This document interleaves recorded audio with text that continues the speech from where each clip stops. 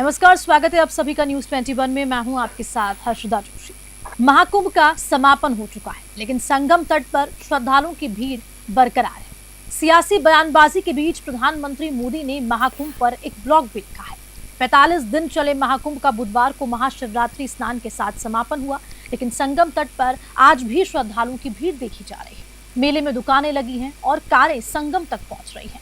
समापन समारोह गुरुवार को आयोजित आपको बता दें हुआ, जिसमें सीएम योगी आदित्यनाथ शामिल भी हुए और साथ साथ स्वच्छता कर्मी, नाविकों और पुलिस कर्मियों को उन्होंने सम्मानित किया। इसके अलावा बात करें तो नेत्र कुंभ में भी हिस्सा लेंगे सीएम योगी आदित्यनाथ। तो पीएम मोदी ने महाकुंभ को एकता का महाकुंभ, युग परिवर्तन की आहट बताते हुए एक ब्लॉग लिखा, जबकि विरोधियों ने इसे ढोंग और नृत्य कुंभ करार दिया।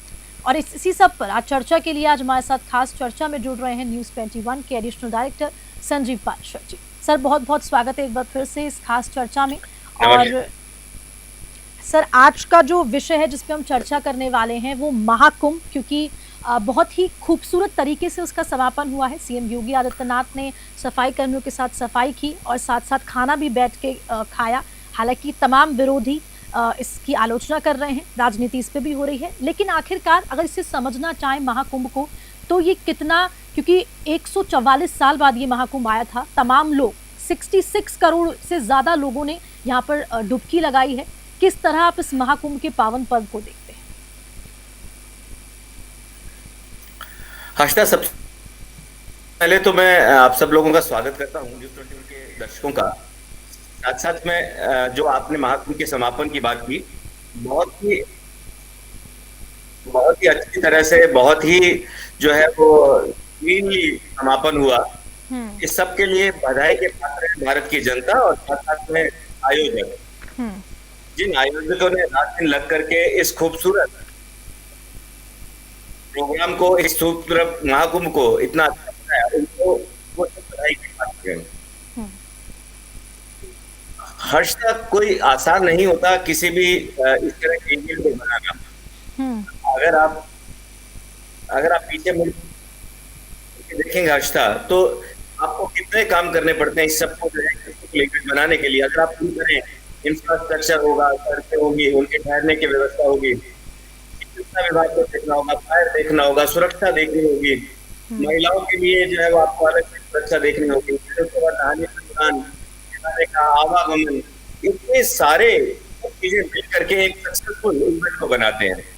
और योगी जी ने अकेले इस जो है वो महाकुंभ को, जिसमें 66.5 करोड़ लोगों ने जो पार्टिसिपेट किया, एक सक्सेसफुल इवेंट बनाया। और आज जिस हिसाब से उन्होंने सफाई कर्मियों को इस सब के लिए किया है, वो एक बहुत ही साधुवाद के पात्र है। हर्षता, भारत में इस तरह की कहानियां भी सुनते थे कि एक ताजमहल को बनाने पर कारीगरों की जो है वो हाथ काट दिए गए थे कि वापस इस तरह का आयोजन ना हो। लेकिन आज हम इस तरह के आयोजन देख रहे हैं कि इस तरह के कार्यक्रम को सफल बनाने वाले सफाई कर्मी हो, व्यवस्थापक हो, सबने मिलकर के योगी ने सबका सम्मान किया और सबके साथ खाना खाया। ये हिंदू संस्कृति का योगी जी द्वारा एक अनूठा और एक बहुत ही उदाहरण पेश किया गया है। और 144 साल बाद, जैसे आपने कहा कि कुंभ वापस महाकुंभ होगा, तो हम रहे चाहे नहीं रहे, लेकिन ये बात याद रखी जाएगी कि इतना सफल ये इवेंट, इस महाकुंभ को आयोजित किया गया। अब बिल्कुल। और सर, सबसे बड़ी बात ये कि जिस तरह की अगर हम बजट की अगर हम बात करते हैं, क्योंकि मैं ये फैक्ट्स और फिगर्स भी देख रही थी, क्योंकि काफ़ी करोड़ों लोगों ने यहाँ पर डुबकी लगाई है। और जो आफ्टर अगर हम कोविड की बात करें तो कई सफाई कर्मी हैं, जो वर्कर्स हैं, जो एम्प्लॉयमेंट है, रोजगार भी बहुत लोगों को, अगर फैक्ट्स की बात करें, फिगर्स की बात करें, तो 45,000 से ज़्यादा लोगों को यहाँ पर महाकुंभ के जरिए रोजगार मिल पाया है।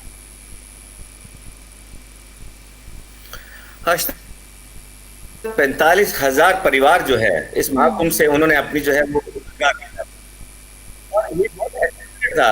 अगर आप पीछे मुड़ करके देखें तो 2013 में जो महाकुंभ हुआ, अगर आप 2013 से भी पहले की बात करें, 1908 में जब पहला महाकुंभ हुआ, जो अंग्रेजों के राज में हुआ, 10,000 उसकी इनकम हुई थी और वो धीरे धीरे बढ़ती रही। 2013 में अप्रोक्स 12,000 जो है वो करोड़ की इनकम हुई और उसमें 1,000 करोड़ का बजट था। लेकिन इस बार इस डेवलपमेंट मेले को सक्सेस बनाने के लिए यूपी गवर्नमेंट ने 7,000 करोड़ का बजट निश्चित किया था।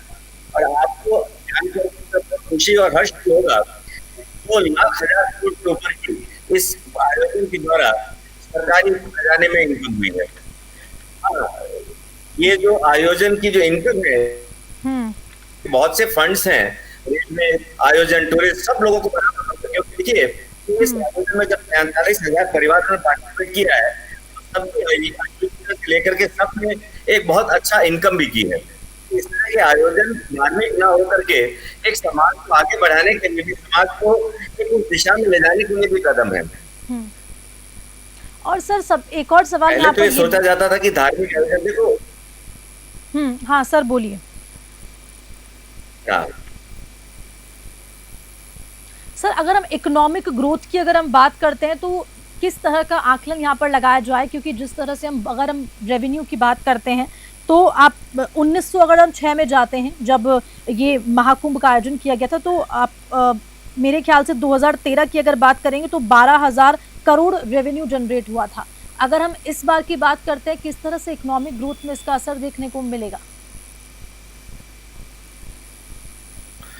डेफिनेटली हर्षिता, सिर्फ आप रेवेन्यू की दृष्टि से देखिए, आप 66 करोड़ जनता जो भारत की है, उन सब ने इसमें पार्टिसिपेट किया।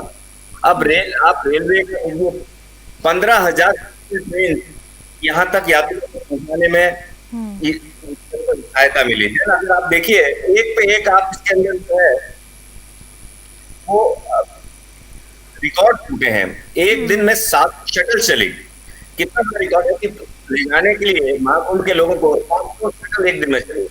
300 लोगों ने नदी को साफ किया एक दिन में, और 15 और ये इतना बड़ा रिकॉर्ड है कि ये 15,000 लोगों ने उसको पूरा 10 किलोमीटर तक सफाई करी। कितनी बड़ी बात ऐसा लगती है कि सिर्फ महाकुंभ ही नहीं है, लोग उनमें से कचरा मिला करके इस भी आयोजन को सफल बनाने में लगे हुए हैं। अगर आपने अभी कहा 2 दिन पहले कि कोविड था, आप कोविड को याद कीजिए, जब घर वाले जो है वो अपने लोगों को उठाने के लिए तैयार होते और एक दूसरे की सांस और खांसी तो बहुत बड़ी बात लगती थी। बिल्कुल। और अगर पर स्क्वायर फीट पे जो है वो श्रद्धालुओं की जनसंख्या को देख रहे थे, तो ऐसा लग रहा था कि बहुत ही क्लोज खड़े हैं, कोई बिना डर के, कोई बिना जो है वो किसी चीज की टेंशन के, सब एक दूसरे के साथ में जो है वो कुंभ का आयोजन का आनंद कर रहे थे और आनंद ले रहे थे। तो ये कितनी बड़ी बात है कि आप एक तरफ धार्मिक चीजों को भी कर रहे हैं, दूसरी तरफ आपके नेगेटिव ऑरा से भी निकल गए। लेकिन और साथ साथ में आपको इनकम के सोर्सेस भी मिल रहे हैं। और सर सबसे बड़ा पॉइंट ये भी है कि तमाम जो आलोचक हैं, क्योंकि अगर हम ममता बनर्जी की बात करते हैं तो उन्होंने इसे महाकुंभ की जगह मृत्यु कुंभ कहा।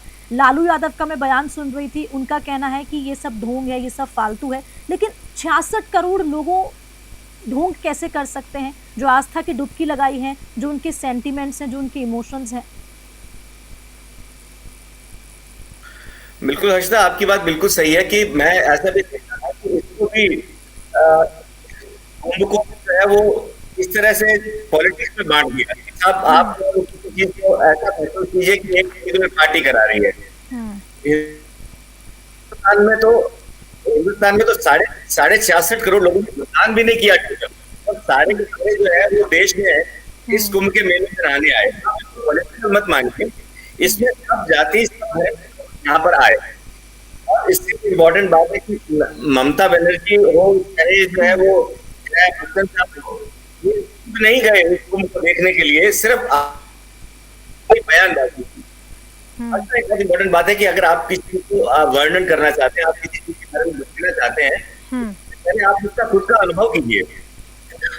वही अच्छा बैडमिंटन बन पाता है जो पिच में खेला हो। अब बिना पिच में खेले हुए आप कितना भी आप लोग उसको जो है आपके पास तवज्जो देते हैं, आपकी बात में ग्रेविटी होती है। तो जिन लोगों ने कुंभ के बारे में विरोध किया, मुझे नहीं समझ में आता मानसिक स्थिति क्या है, क्योंकि 66 करोड़ लोग जो धार्मिक के अलावा बहुत सी चीजें उनके अंदर जो है वो डेवलप हुई हैं। मैं पढ़ रहा था कि साइबेरियन क्रेन जो है वो प्रयागराज में आती है, और साइबेरियन क्रेन जो है वो मछली खाती हैं, और उनके जो मसल्स हैं उस प्रोटीन के द्वारा इतने मजबूत हो जाते हैं कि उसमें हजारों किलोमीटर तय करके आती है। और कुंभ के अंदर इन 45 दिनों में साइबेरियन क्रेन को जो दाना दिया गया है, जो उनको पूर्ण रूप से जो है वो जो दाना दिया गया वो सात्विक था, और वो भी उनके मसल्स को और उनको यूज टू करने में काबिल है। तो अगर आप उस मनोरंजन की जगह पे आप उसको एक अनुभव करें, आध्यात्मिक अनुभव करें, तो कितना बड़ा अनुभव था। कितने साधु संत, कितने जो है वो अखाड़े, तेरह अखाड़े हिंदुस्तान के उस जगह बाहर से कितने से लोग आए। तो ये क्या महसूस करने के अलावा आप ममता बनर्जी और जया बच्चन की बातों की इम्पोर्टेंस देकर के उनसे पूछिए, उनके वर्ड सुनिए, वो क्या कहते हैं। दो लोगों के साथ में से बात करने से मुझे ऐसा लगता है कि जो लोग क्रिटिसाइज जानते हो क्रिटिसाइज ही करेंगे। और जो आज समापन जिस तरह का देखा गया, सीएम योगी आदित्यनाथ की हमने तस्वीरें भी देखी, हम तमाम सोशल मीडिया ट्विटर पे हम ये तस्वीरें दिख रहे हैं, क्या लगता है सर कि ये सिर्फ औपचारिकता है या फिर सरकार का एक बहुत बड़ा और इम्पोर्टेंट मैसेज है? बहुत आपने अर्षदा ऐसी औपचारिकता कैसे हो सकती है? अर्षदा यूपी के पंजाब राज का मैं ये सर से एक क्वेश्चन एक कोट कर रही हूँ, क्योंकि तमाम जो आलोचक हैं वो यही कह रहे हैं कि सब ढोंग है। ये सिर्फ एक आपसे समझना चाह रहे हैं इसे कि कोई सरकार का संदेश है, क्योंकि लगातार जिस दिन से हम भी देख रहे हैं कि जिस दिन से महाकुंभ शुरू हुआ है उसी दिन से लोगों की आस्था एक तरफ है, लेकिन जिस तरह की महाकुंभ पे सियासी बयानबाजी लगातार जारी है, अभी भी बंद नहीं हुई है। समापन हो चुका है, एक खूबसूरत तरीके से समापन हुआ है। अब मुख्यमंत्री योगी आदित्यनाथ ने खूबसूरत और पॉजिटिव संदेश देने की कोशिश की, लेकिन इसमें भी तमाम जो आलोचक हैं वो यहाँ पर क्रिटिसिज्म कर रहे हैं, क्रिटिसाइज करते हुए नजर आ रहे हैं। हर्षदा, मैं सबसे पहले तो योगी आदित्यनाथ जी को भरी पूरी सराहना करूंगा, क्योंकि जिस हिसाब से उन्होंने इस महाकुंभ को आयोजित बनाने में रात की तरह किया। पीछे मुड़ के देखिए हर्षदा कि उन्होंने इस महाकुंभ को संभालने के लिए चीजें जो है व्यवस्थित की।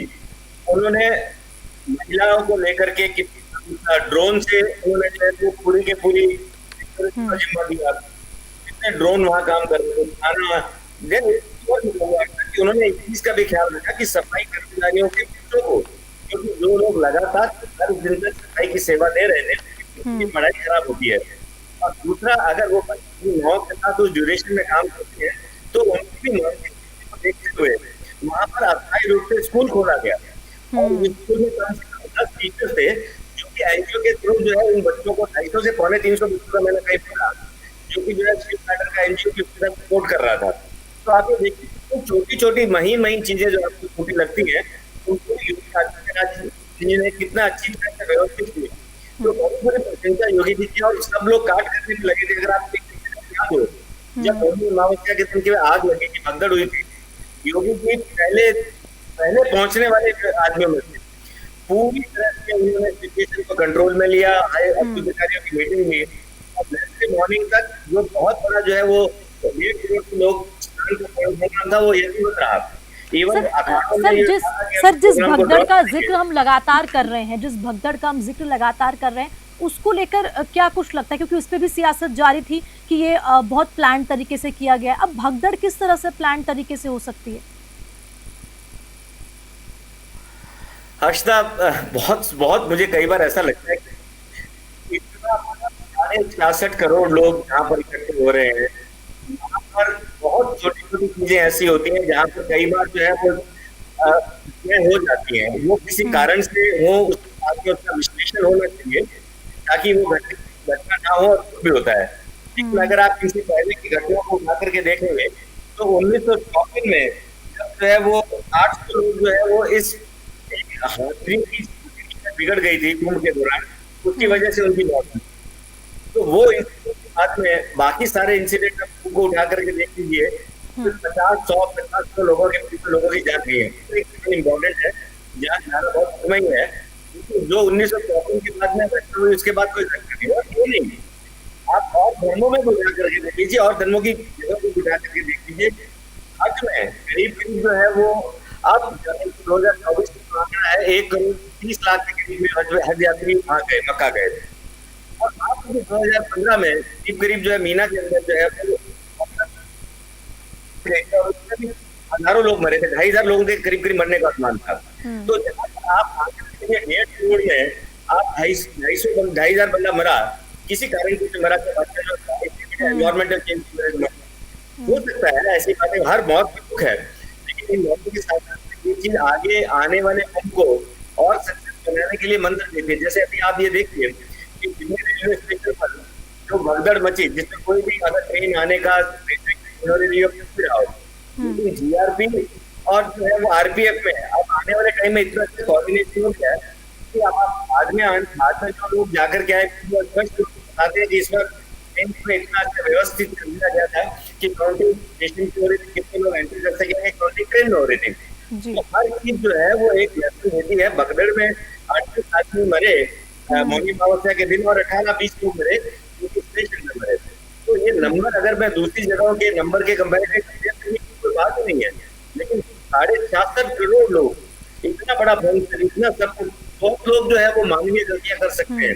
तो उसकी जगह पे आप उस चीज को इस तरह से मान करके कि भगदड़ हुई, अव्यवस्था हुई, अब सारी चीजों को जो है वो योगी जी ने जिस हिसाब से कमांड संभाली, उस कमांड की जगह पे आप छोटी चीजों को सिर्फ बात करने की बात करते हो, तो ये बात इतनी शोभा नहीं देती। क्योंकि इतने लोग जब जाते हैं, जब मन टू मन आप बात करते हो वहाँ की व्यवस्थाओं के बारे में, वहाँ की सफाई के बारे में, इवन एक चीज और कहूंगा कि सेंट्रल पोल्यूशन कंट्रोल बोर्ड जो सीजीपीडी है, उन्होंने कहा कि इसके अंदर जो है वो कुछ इस तरह के कीटाणु हैं, उसके अंदर भी जो है वो यूपी पोल्यूशन कंट्रोल बोर्ड ने अलग तरह की रिपोर्ट प्रस्तुत की, वहां पर भी जो है वो आपस में रिपोर्ट मैच नहीं कर रही है, जिसकी सुनवाई 28 फरवरी को वापस है। तो आप किसी चीज पर भी कहते रहिए कि पानी खराब था, आप कहते ये भगदड़ थी, व्यवस्था थी, 66 करोड़ लोगों की जो आस्था है वो इतनी बड़ी आस्था है कि ये शायद दुनिया में ऐसा कोई धर्म नहीं होगा, तो 2500 साल पुराना जो हिंदू धर्म है, बिल्कुल, इतने साफ दिन लोगों ने लगे। और सर एक और चीज, क्योंकि जिक्र करना जरूरी भी है, जिस तरह से प्रधानमंत्री नरेंद्र मोदी की अगर हम बात करते हैं तो उनके संबोधन में कई तरह की बातें होती हैं जिनसे लोग प्रभावित भी होते हैं, बहुत सकारात्मकता उनके संबोधन में होता है, हम सब भी सुनते हैं।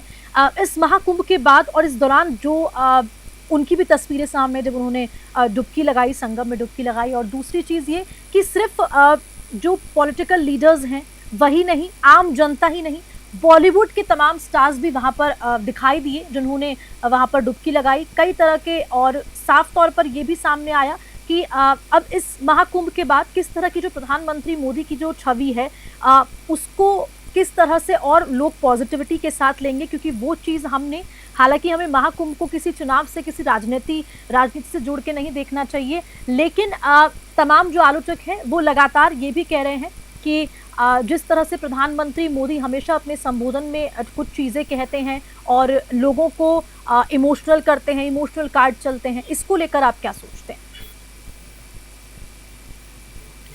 हर्षता, जहां तक आपने कहा कि प्रधानमंत्री जी जो है वो डुबकी लगाई बातें की, एक प्रधानमंत्री जी को अपने हिंदू होने पर हर्षता गर्व है। आप उनके पुराने करके देखिए, वो ऐसा नहीं लगता कि कहीं उनको जो है वो बात में या कहीं में आता हो। वो नवरात्रि के दिनों में यूएस जाते हैं तो वहां पर पानी से नवरात्रि के साथ में नवरात्रि करते हैं। कहते हैं वो एक होता है, होती है, उसमें बहुत दिन तक वो लोग 11 दिन तक जो है अलग अलग जगहों के मंदिरों का, साउथ के मंदिरों का दर्शन करते हैं जी, नीचे आसन पे सोते हैं। आप उनकी हर जगह की, आप बाबा बालक है, आप अमरनाथ देख लीजिए, आप उनके बारे में अगर आप ये कहते हैं कि लादा करते हैं तो अल्टीमेटली वो धार्मिक नहीं है। अपने हर लोग अपने धर्म के प्रति जो है वो आज की डेट में स्वतंत्र है। पहले वो एक आदमी है, उसके प्रधानमंत्री है, अपने धर्म को पहले रखते हैं या अपने धर्म से भी नहीं पड़ता। वो एक, उन्होंने जो कहा लोग माने या ना माने उनकी मर्जी है, ये लोगों ने छोड़ दिया, क्योंकि सब लोग प्रधानमंत्री के कहने से चलते हो ऐसा भी नहीं होता। और तीसरी बात हर्षता, एक बहुत इंपॉर्टेंट है कि बॉलीवुड की आपने, हर्षता बॉलीवुड में आप ये देखिए कि जब बॉलीवुड किसी चीज महंगे ये लोग जो है वो पैसे लेते हैं सिर्फ विज्ञापन देने के, महाकुंभ को लेकर के कितने लोगों ने विज्ञापन के जो है वो आगे आए। अब आप जो है एक खान पराग की जर्दे के लिए या किसी चीज के लिए तो आप इस तरह ये है वो बड़े से बड़े बॉलीवुड एक्टर्स आते हैं। धार्मिक आयोजन के लिए किसी ने भी एक कॉल नहीं दी कि आप अपने आप तक जाएगी, क्योंकि सब ये चाहते हैं कि ये सब जो है धार्मिक और इस कंट्रोवर्सी में ना पड़े। मतलब आप ये देखिए कि मोदी जी और चाहे मोदी जी सारी व्यवस्था संभाल रहे थे, इतने बड़े कुंभ के प्रोग्राम को अरेंज करने में, लेकिन बाहर का कुछ उन्हें जो है वो कोई बॉलीवुड से कहीं नहीं था। बॉलीवुड वाले भी गाने भी गए, बहुत ज्यादा मुझे तो कोई ज्यादा रिफ्लेक्शन नहीं नजर आया। तो हो सकता है किसी ने ढूंढी लगाई हो, लेकिन अगर बॉलीवुड का इतना प्रभाव पड़ता है कि एक जो है वो खान बरात भी इतना ज्यादा जो है इसमें केस इसके ये सारे आ जाते हैं। क्या इस तरह को लेकर के उन्होंने अपनी अपनी दूरी बनाई थी? ये भी एक जो है वो आप लोगों के विचारणीय क्वेश्चन हो सकता है। ठीक है सर, वक्त की बहुत कमी है, तो इस खास चर्चा को यहीं हम समाप्त करेंगे और उम्मीद करते हैं कि जिस तरह से महाकुंभ का इतना खूबसूरत तरीके से समापन हुआ है और लोग भी वहाँ पर बिल्कुल लीन होकर गए थे और साफ तौर पर लोग वहाँ खुशी खुशी आए भी, लेकिन दुख इस बात का भी है कि जिन लोगों ने वहाँ पर भगदड़ में जान गंवाई उनके लिए श्रद्धांजलि भी अर्पित करते हैं। सर बहुत बहुत शुक्रिया इस खूबसूरत चर्चा का हिस्सा बनने के लिए। और साथ ही साथ महाकुंभ का समापन अब हो चुका है, लेकिन अब आगे भी इस तरह के आयोजन लगातार, चाहे वो प्रयागराज हो या फिर तमाम जो पर्यटन स्थल हैं, तमाम जो आस्था के स्थल हैं जहां पर लोगों की और जनता की, आम जन की आस्था जुड़ी है, इस तरह के आयोजन होते रहते हैं। और फिलहाल इसी के साथ खास चर्चा में आज के लिए इतना ही। बने रहिए न्यूज़ 21 के साथ। नमस्कार।